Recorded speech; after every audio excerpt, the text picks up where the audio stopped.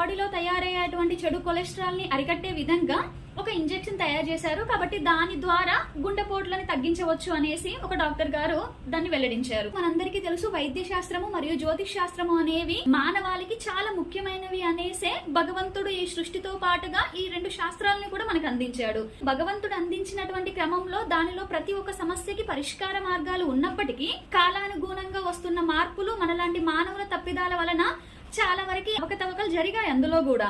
అయినప్పటికీ కూడా కొత్త కొత్త రోగాలు కాలానుగుణంగా పుట్టుకొచ్చినప్పుడు ప్రభుత్వము వైద్యులకి సపోర్ట్ చేస్తూ కొత్త మెడిసిన్స్ అందించే విధంగా హెల్ప్ చేసినప్పుడు మన జ్యోతిష్ శాస్త్రంలో కూడా అలాంటి హెల్ప్ గనక జరిగినట్లయితే అసలు ప్రతి ఒక్క ఆస్ట్రాలజర్ కూడా రీసెర్చ్ చేసి ఇందులో కూడా చాలా వరకు మార్పులు తీసుకురావచ్చు అండ్ దానికి సంబంధించినటువంటివి ఎన్నో సాధించవచ్చు.